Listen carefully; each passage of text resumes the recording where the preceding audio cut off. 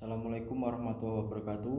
Kami dari kelompok 2 akan mempresentasikan tentang penilaian kebutuhan pelatihan dan pengembangan SDM yang beranggotakan 5 orang.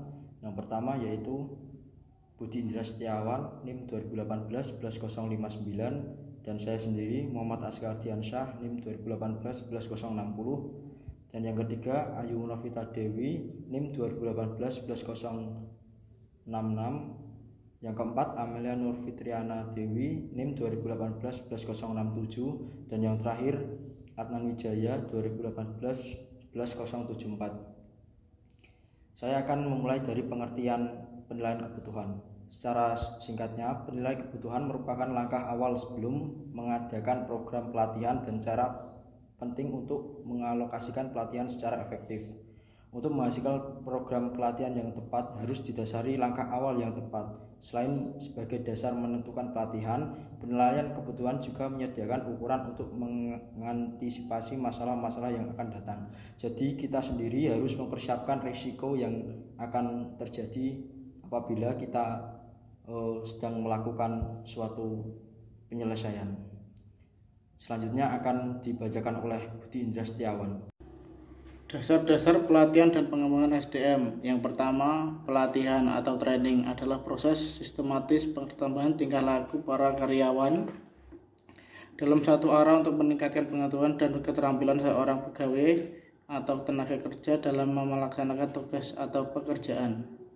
Yang kedua, pengembangan SDM merupakan kegiatan manajemen sumber daya manusia dalam perencanaan, pengorganisasian, pengarahan, dan pengawasan melalui kegiatan-kegiatan penggandaan, pengembangan, pemberitaan prestasi, pengintegrasian, pemeliharaan, dan pelepasan sumber daya manusia agar tercapai sebagai tujuan individu dalam tujuan perubahan.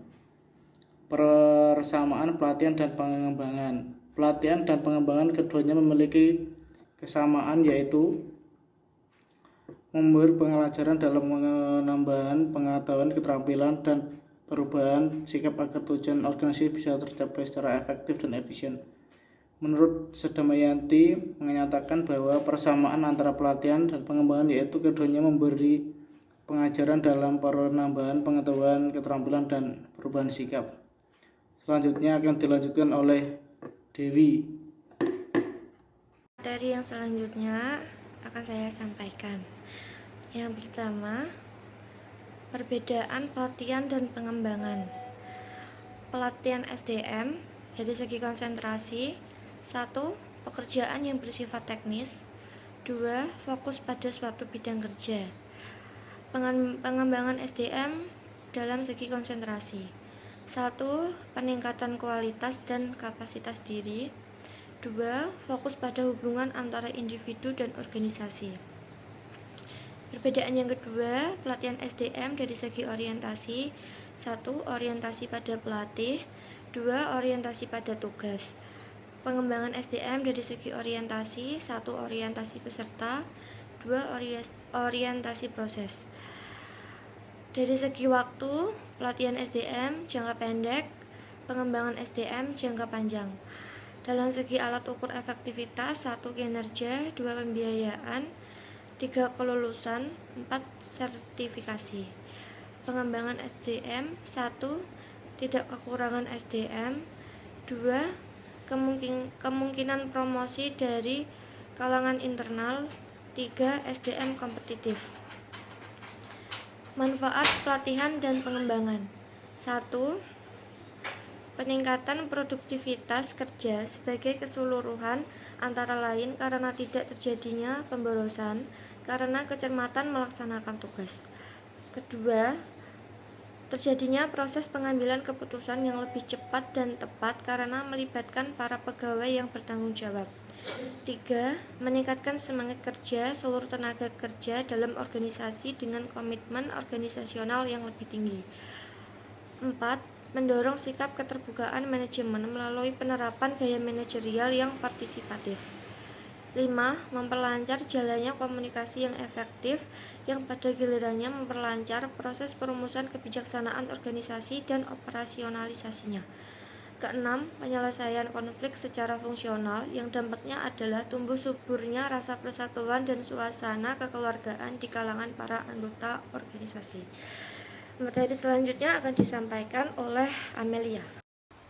Selanjutnya, proses pelatihan dan pengembangan.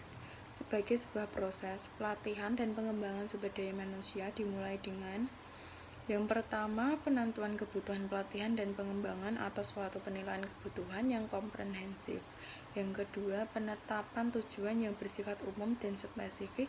Yang ketiga, pemilihan metode, media, dan prinsip-prinsip pembelajaran. Dan yang keempat, implementasi program dan diakhiri dengan tahap. Yang kelima, evaluasi program. Langkah yang disebut terakhir ini diperlukan untuk mengevaluasi keberhasilan program pelatihan dan pengembangan dengan mengukur reaksi atau pendapat peserta terhadap program, kemampuan menyerap materi, kemampuan peserta untuk menerapkan pengetahuan baru, dan tercapai atau tidaknya tujuan program. Tantangan proses pelatihan dan pengembangan. Yang pertama, keusangan terjadi apabila karyawan tidak lagi mempunyai pengetahuan atau kemampuan untuk melaksanakan pekerjaan dengan efektif yang disebabkan adanya perubahan dalam diri individu, tetapi lebih mungkin sebagai hasil kegagalan seseorang untuk mengadaptasi teknologi baru, prosedur-prosedur baru, atau perubahan-perubahan lainnya. Yang kedua, perubahan-perubahan sosioteknis merupakan tantangan bagi Departemen SDM dalam mempertahankan SDM yang efektif. Yang ketiga, perputaran tenaga kerja, yaitu program-program pengembangan SDM harus mampu mengantisipasi kemungkinan karyawan keluar dari perusahaan. Namun di sisi lain, pengembangan SDM juga dapat menimbulkan dan mendorong perputaran karyawan di perusahaan. Selanjutnya akan dipresentasikan oleh Adnan. Evaluasi pelatihan dan pengembangan. Evaluasi pelatihan dan pengembangan adalah usaha pengumpulan informasi dan penjagaan informasi untuk mengetahui dan memutuskan cara yang efektif dalam menggunakan sumber latihan yang tersedia guna mencapai tujuan pelatihan secara keseluruhan. Tujuan evaluasi pelatihan dan pengembangan. 1. Menemukan bagian-bagian mana saja dari suatu pelatihan yang berhasil mencapai tujuan. Kedua, memberikan kesempatan kepada peserta untuk menyumbangkan pemikiran dan saran-saran serta penilaian terhadap efektivitas program pelatihan yang dilaksanakan. Ketiga, mengetahui sejauh mana dampak kegiatan pelatihan terutama yang berkaitan dengan terjadinya perilaku di kemudian hari. Yang keempat, identifikasi kebutuhan pelatihan untuk merancang dan merencanakan kegiatan pelatihan selanjutnya. Kesimpulan, pelatihan adalah suatu usaha peningkatan knowledge dan skill seseorang karyawan untuk menerapkan aktivitas kerja tertentu. Sedangkan pengembangan adalah pemberian kesempatan belajar yang bertujuan untuk mengembangkan individu, tetapi tidak dibatasi pada pekerjaan tertentu pada saat ini atau di masa yang akan datang, dan memiliki fokus yang lebih berjangka panjang. Perbedaan antara pelatihan dan pengembangan yaitu pelatihan bertujuan untuk mempersiapkan karyawan yang akan segera diberi tugas mengerjakan pekerjaan yang telah ada dalam lembaga. Sedangkan pengembangan diperlukan untuk mempersiapkan karyawan mengerjakan pekerjaan di masa yang akan datang. Proses pelatihan dan pengembangan dimulai dengan penentuan kebutuhan pelatihan dan pengembangan atau suatu penilaian kebutuhan yang komprehensif, penetapan tujuan yang bersifat umum dan spesifik, pemilihan metode, media, dan prinsip-prinsip pembelajaran, implementasi program, dan diakhiri dengan tahap evaluasi program.